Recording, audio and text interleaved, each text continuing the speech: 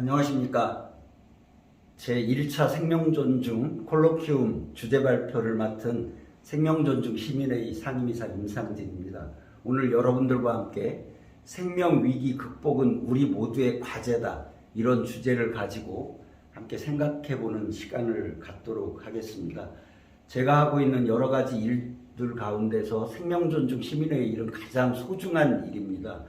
그런데 안타깝게도 자살률이 계속 높은 수준을 유지하고 있어서 굉장히 안타까운 마음을 가지고 나름 노력을 하고 있습니다만 여러분들과 좀 더 적극적으로 노력해야겠구나 하는 생각을 갖고 있습니다.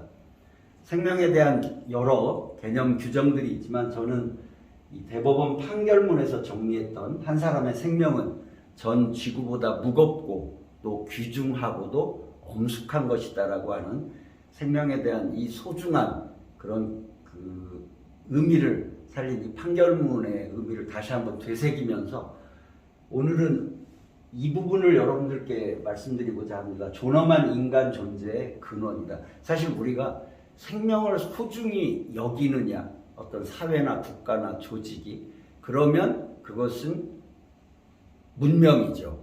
다만 생명을 경시한다, 그러면 혹시 야만이 아닌가, 이런 생각을 갖게 됩니다. 즉 문명과 야만을 가르는, 선진국과 그렇지 않은 나라를 가르는 가장 중요한 기준은 뭐 소득 수준이다, 뭐 그 나라가 경제활동이 어떻다, 무역이 어떻다, 이거보다 실제로 생명을 얼마나 소중히 하는 문화가 형성되어 있나, 이 부분이 아닌가, 그런 생각을 해봅니다. 왜냐, 인간 존재의 존엄함을 그 근본에서부터 규정하는 것은 바로 생명이라고 하는 것이죠. 그런 면을 우리가 생각하면서 생명 위기 상황에 대해서 한번 생각해 보도록 하겠습니다.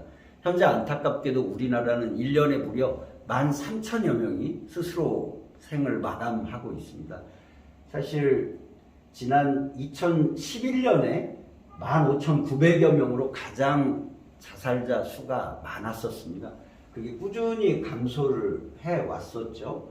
그런데 문재인 정부 들어서 2018년도에 무려 9.7%의 급격한 증가가 있었고, 또 약간 증가하다가 다행스럽게도 2020년도에는 이 숫자가 줄어든 상태입니다. 우리가 이런 통계들을 볼 때 굉장히 중요한 것이 가장 정점, 즉 가장 숫자가 많았던 것에서 어느 정도 줄고 어떻게 늘고, 이건데 2017년까지 사실 마이너스 21.6%까지 줄였었거든요. 그래서 나름 희망적이었는데 이게 지금은 증가했다가 다시 낮아져서 마이너스 17%입니다.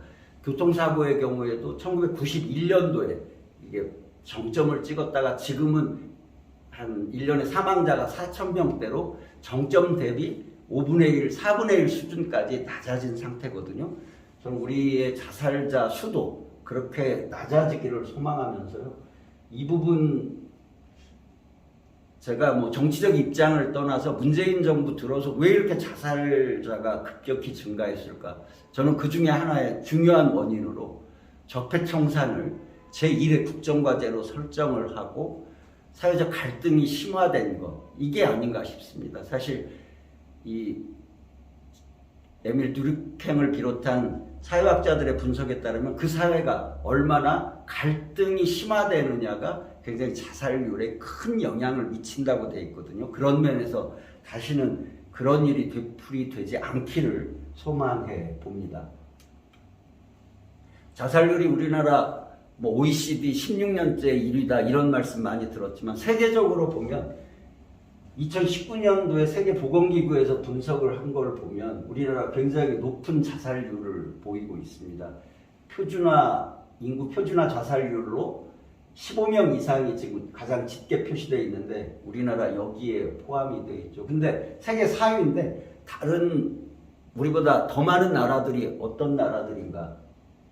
레소토, 가이아나, 에스와티니. 혹시 여러분들 이런 나라 이름들 들어보신 적이 있는지요?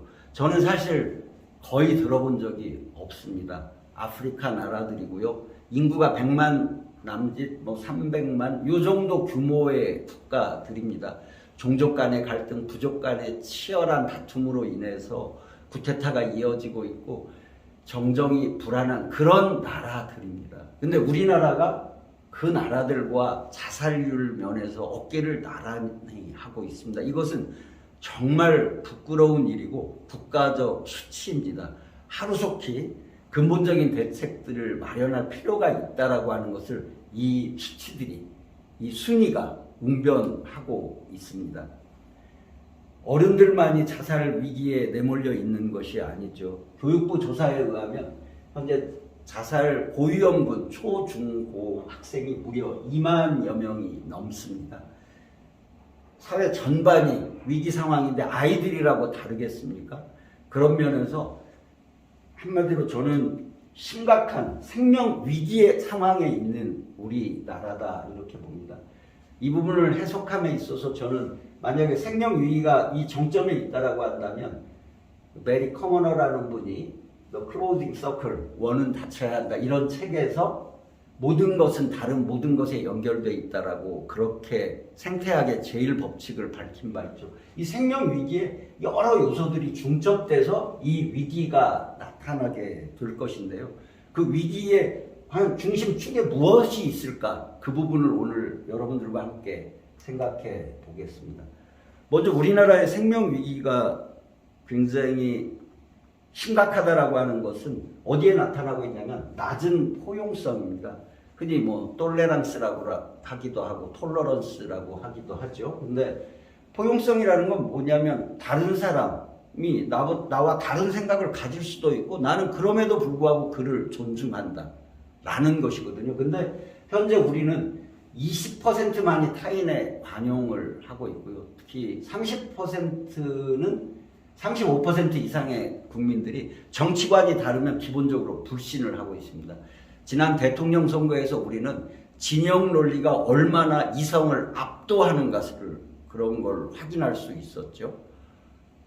내가 지지하는 후보자는 아무리 어마어마한 비리가 있어도 보려고 하지 않고 내가 지지 않는 후보의 비리는 요만한 것도 크게 보고 이것은 아닌 것이죠. 진영 논리로 결국에는 민주주의가 그 토전을 잃게 되는 것이거든요. 물론 우리 사회에 여러 영역이 과잉 정치화되어 있다는 것도 문제고요.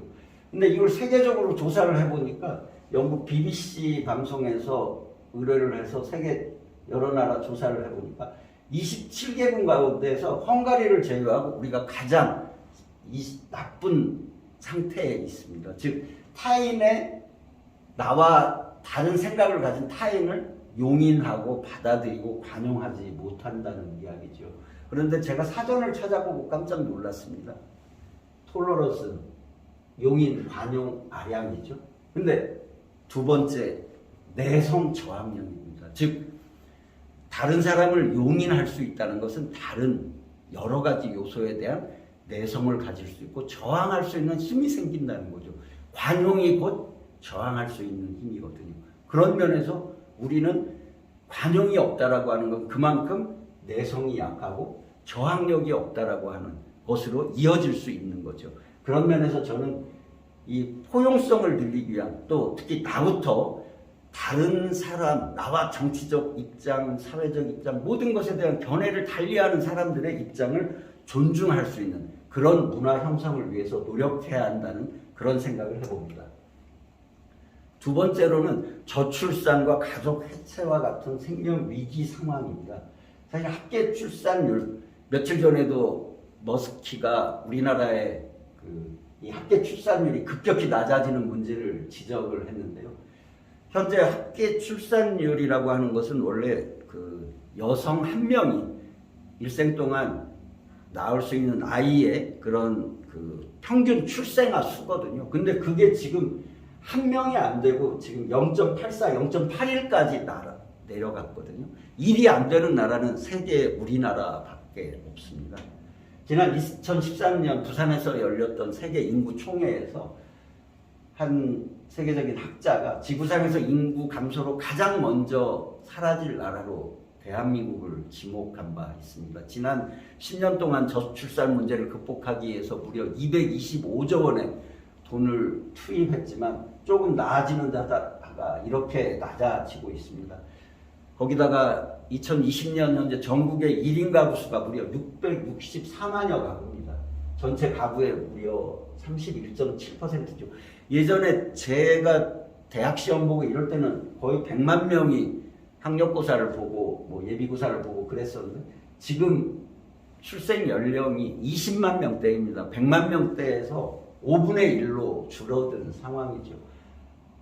이런 상황은 생명만이 아니라 국가 존립을 위협하는 그런 상황까지 처해 있다. 이렇게 볼 수가 있겠습니다. 저부터도 개인적인 노력을 안 했음을 고백드립니다. 제가 저희 아들과 며느리한테 며칠 내로 한번 모임 자리를 갖고 내가 애 낳으면 키워주겠다. 너희들이 원한다면 그 말을 하려고 합니다. 핵가족화가 되면서 실제로 아이들에게 모든 부담이 지어지는, 육아의 부담이 지어지는 상황, 또 특히 여성들의 경우 출산 후에 경력 단절이라고 하는 문제가 심각한 상황에서 아이를 낳으라고만 이야기하고 필요성 없는 정책을 편다고 해서 상황이 나아지지 않을 거라고 보죠. 그런 면에서 이 저출산과 가족 해체의 위기를 극복하기 위한 모두의 노력이 필요하다. 그렇게 말씀드릴 수 있겠습니다. 다음 세 번째로는 고립사회가 심화되고 있는 현상이죠. 조금 전에 말씀드렸지만 1인 가구의 폭증과도 관련이 있고요. 낙심하거나 우울해서 이야기 상대가 필요한 경우 나에게 도움을 줄 수 있는 사람이 있다는 사람의 비중이 79.6%인데 2년 전보다 오히려 줄어든 것으로 나타나고 있습니다. 근데 사실 80%의 사람들이 도움받을 사람이 있다? 별로 낮지 않은 것 같은데 그렇지 않죠. 그럼 나머지 20% 그분들은 위기 상황에 있을 때 언제든지 심각한 어떤 자기 부정과 또 스스로 생을 포기하는 상황에 이를 수 있다는 것이죠. 현재 고립화 실태에 관한 설문조사 결과를 보면 국민 10명 중에 1명은 아주 심각한 외로움에 시달리고 있고요. 매우 자주 느낀다죠. 자주 느낀다도 무려 20%입니다. 그래서 거의 인구의 30%가 평소에 외로움, 고독함을 느끼고 있습니다. 이유에 대해서는 여러 가지 진단들을 하고 있는데요. 특히 공동체 문화가 퇴색한다든지 스마트폰 문제, 1인 가구 문제도 있지만 사회적 거리두기, 코로나로 인한 이런 것도 있고 세대 간의 갈등, 남녀 간의 갈등 전체적으로 매우 심각하고 다소 심각하다는 이 심각성의 인식도 국민들이 굉장히 많이 하고 있죠. 혹은 특히 외로움은 질병이거든요. 그래서 오직하면 영국의 경우에는 고독부 장관도 두고 있는데요. 특히 저는 이 고립사회가 심화되는 것과 관련해서 우리 종교계와 시민사회가 할 일이 많다라고 생각을 합니다. 그는 특히 일본에서는 이 노인 세대의 고립을 극복하기 위한 다양한 노력을 통해서 현저하게 자살률을 낮춘 바 있거든요. 그런 경험들을 살려서 우리도 그런 구체적이고 실천적인 노력이 지역사회에서 있어야 되겠다는 말씀을 드립니다. 제가 해마다 자살 대책 팩트시트라는 걸 발표하고 있습니다. 근데 올해 이 발표를 준비하면서 깜짝 놀랐습니다. 사실 우리 사회가 선진화된다는 것은 자원봉사가 늘어나고 기부 문화가 확대되는 거거든요. 근데 너무나 자연스럽게 그렇게 방향으로, 그런 선진화의 방향으로 나갈 거라고 생각했던 자원봉사 경험이 있다. 지난 2013년에 19.9%에서 2021년에 8.4%입니다. 반 이상 줄어들었습니다. 기부 경험이 있다. 36.4에서 21.6으로 큰 폭으로 역시 감소했습니다. 단체 활동 참여율도 낮아졌고요. 이건 코로나로 인한 일시적인 현상이 아니고요. 근본적으로 우리 사회가 봉사하고 나누고 베풀고 섬기는 문화가 오히려 선진화의 방향이 아니라 후진적인 방향으로 역전되고 있는 상황을 보여주는 것이거든요. 실제로 세계적인 학자들은 사회적 자본이라고 부릅니다. 함께 지역사회가 서로를 보살피고 함께 문제를 풀려고 노력하고, 그래서 그걸 상징하는 것으로 자원봉사 경험을 많이 듭니다. 근데 이게 반토막 이하로 줄었다라는 것은 우리 사회가 그만큼 오히려 서로가 연대하고 유대하고 함께 돌보기보다는 그냥 각자 도생? 이렇게 나아가고 있다는 거죠.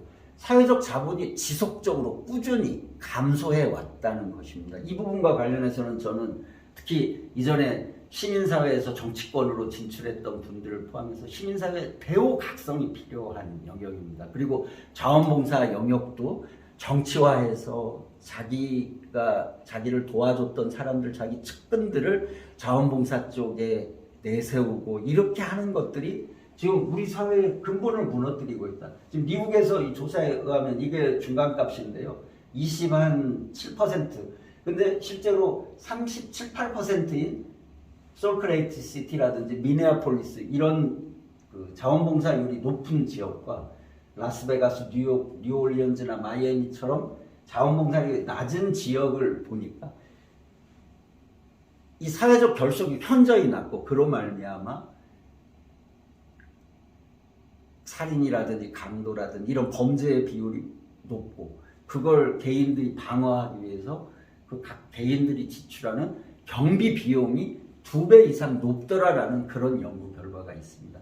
그만큼 이 사회적 자본이 감소한다는 것은 사회 위기가 심화되는 것이고, 그만큼 함께 그 지역사회가 문제를 풀고 극복해 나가는 문화가 망가지고 있다라고 하는 것을 보여주는 상징적인 지표라서 이 부분의 개선을 위한 여기 시민사회와 종교계의 노력이 각별히 필요하다, 이런 말씀을 드립니다. 그런데 이런저런 위기로 인해서 자살 위기가 왔다고 하시죠. 어떤 개인이 또 그 개인들이 이런 아픔 속에서 자살 위기까지 왔을 때 과연 그것을 보듬을 수 있는 사회 구조인가? 아니라는 것이죠. 언제까지 우리는 자살 예방, 또 자살은 정신적으로 어려움이 있는, 정신건강이 안 좋은 사람들이 하는 일로 치부할 것입니까?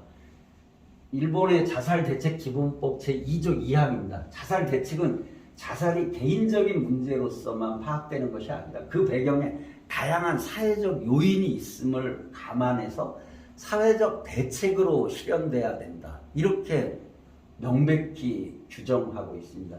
또 세 번째로는 자살이 다양하고 복합적인 원인과 배경을 가진 것임을 감안해서 정신보건적 관점, 즉 단순히 정신의학 관점이 아니라 자살의 실태에 입각해서 실시해야 한다, 이렇게 되어 있습니다. 예를 들면 다중채무로 인해서 지금 자살 위기에 매몰린 분이 있을 때 저는 제가 그런 분들이 상담하면 그냥 힘을 내세요, 여기서 좌절하지 마세요라는 막연한 말로 설득을 해야 합니다. 한계가 있는 것이죠. 그러나 일본의 경우에는 그렇게 하지 않죠. 다중채무자를 위한 다양한, 그가 어떻게 하면 그 상황을 딛고 일어서서 또 적절한 방식으로 이걸 벗어날 수 있는지를 해주는 상담 시스템이 갖춰져 있습니다.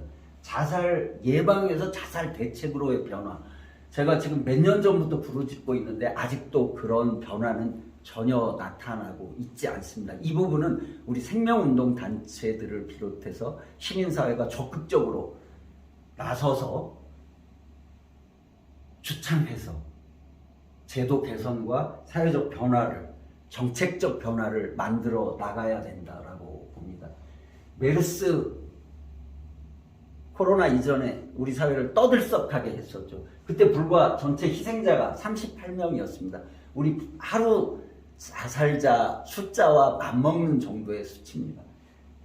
자살이 감염병이기 때문에 메르스처럼 국가가 예방 대책에 나서야 한다는 저 중앙일보의 주장에 저는 전적으로 공감하면서 저런 변화를 위해서 우리 모두 노력해야 된다라고 봅니다. 지금까지 진단한 것처럼 이런저런 위기들에 의해서 지금 생명 위기가 심각한 상황에 처해 있습니다.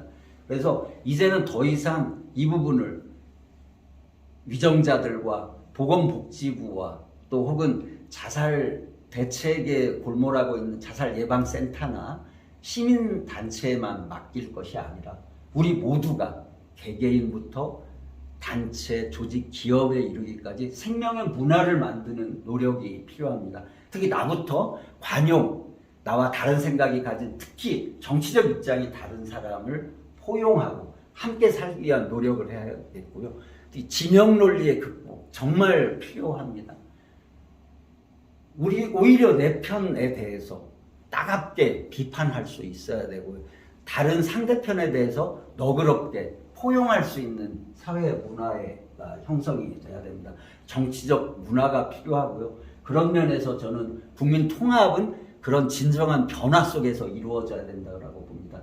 봉사와 섬김의 문화를 만들어서 사회적 자본을 두텁게 하는 노력 꼭 필요하고요. 그리고 고립과 외로움 극복을 위한 다양한 사회적 관계망 구축이 필요합니다. 일본에서 10년 동안 고령자 자살 대책, 어르신들한테 반찬 만들기만이 그런 프로그램도 우리나라에 또 있지만요. 예를 들면 어르신들이 일주일에 두세 번은 밖에 나와서 식사할 수 있도록 그런 프로그램, 함께 텃밭을 가꾸는 노력, 이런 노력들을 다양하게 해서 일본에서는 무려 고령자 자살률을 75%까지 불과 10년 만에 줄인 바가 있습니다. 우리도 이런 구체적인 노력들을 종교계와 시민사회가 펼쳐주길 기대합니다. 그리고 특히 자살로 인한 가장 큰 피해자, 또 그 충격이 가장 큰 게 유가족인데, 선진국들의 경우에 자살 유가족 활동이 매우 활성화되어 있습니다. 근데 우리 이 부분 미흡해서 걸음마 단계에 있는데, 특히 생명운동 단체들이 보건복지부와 적극적으로 협력을 해서 자살 유가족들이 보다 적극적으로 목소리를 내서 자살 예방활동, 또 생명문화 형성활동에 유가족들이 보다 적극적으로 나설 수 있게 해야 되고요. 마지막으로는 자살 대책의 전환, 또 저출산 완화를 위한 다양한 실질적인 지원 방안을 마련을 하기 위해서 저희가 주창 활동해야죠. 애드보카시 활동을 통해서 실질적인 정책적인 변화도 함께 만들어 나가야겠습니다. 이런 노력들을 통해서 저는 우리 사회가 자살률을 낮추고 특히 자살만을 바라보지 않고 그 사회 경제적 배경과 정치적 요소와 정책적 요소 다양한 것들을 봄으로써 정부와 관련 단체만이 아니라 나 개개인, 또 내 주변, 내 가족, 내 이웃들과 또 내 지역사회가 그러한 아름다운 변화를 만들어 나가겠다는 그런 자세를 가져야겠고요. 작은 노력 하나하나가 소중하다, 그렇게 말씀을 드리고 싶습니다. 나부터, 오늘부터 생명 문화를 만들어 나가야겠습니다. 오랜 시간 경청해 주셔서 고맙습니다.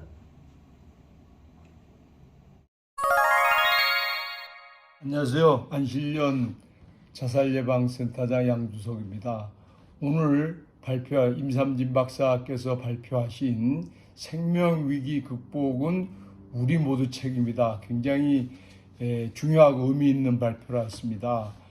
특히 인간의 생명은 지구보다 무겁고 우주보다 소중하다는 그런 말씀에 전적으로 공감을 하고, 특히 하루에 36명씩 자살하고 있는 이 문제는, 자살 문제는 개인 문제가 아니고 우리 모두 책임이기 때문에 종합적인 대책을 추진해야 된다는데 전적으로 전 공감을 하고 있습니다. 다들 아시다시피 이 자살이 이렇게 많이 발생되고 있는 것은 상당히 경제적 어려움, 사회적 어려움, 환경적 어려움, 이런 것 때문에 발생되고 있는데, 그래서 이러한 자살 문제를 줄이기 위해서 지난 정부가 노력을 많이 했습니다. 보건복지부의 자살 예방 정책과도 만들고, 특히 국정과제에 자살을 줄이겠다는 의지를 발표하고 국민 생명 지키기 3대 프로젝트를 발표했습니다. 산업안전과 교통안전과 자살 예방을 임기 중에 50% 줄인다고 발표를 했습니다만은 이 50% 줄이질 못하고 오히려 5.7%가 늘어났습니다. 근데 임삼진 박사께서 말씀하셨지만은 지난 정부가 국정과제에 적폐청산이라는 걸 넣어서 이 적폐청산이라는 것이 국민들의 갈등을 조장하고 그러다 보니까 분노와 이런 억울함 이런 것 때문에 자살이 늘어나는 원인이 된 것은 상당히 의미 있는 지적이라고 생각됩니다. 특히 최근에 코로나가 장기화되면서 소상공인들이라든가 그리고 자영업자들 이런 분들의 경제적 어려움으로 또한 사회적 거리 두기로 인해서의 홀로 된 사람들이 많습니다. 그리고 또 독거노인이라든가 이런 분들이 우울증과 외로움으로 자살이 늘어날 것이 굉장히 우려되고 있습니다만은 지금 새롭게 탄생된 윤석열 정부에서는 이 국민의 소중한 생명을 지키는 것이 무엇보다도 중요하기 때문에 이 생명을 지키는 일을 국정의 최고 과제로 선정하는 것이 중요하다고 봅니다. 일본이 90년대에 우리나라보다 자살률이 훨씬 높았습니다.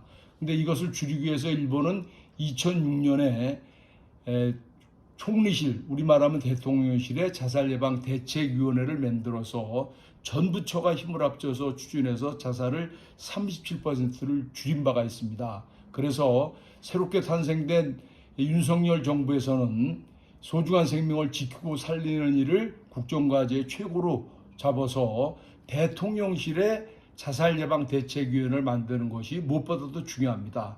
지금 현재 자살예방은 컨트롤타워가 보건복지부로 되어 있는데 보건복지부만의 할 일이 아니라고 봅니다. 학생은 교육부고 군인은 국방부고 그리고 직장인은 고용노동부고 연예인은 문화체육관광부고 농어민은 농림축산부고 이래서 전부처가 해야 되기 때문에 대통령실에서 그리고 상설화시키는 것이 매우 중요합니다.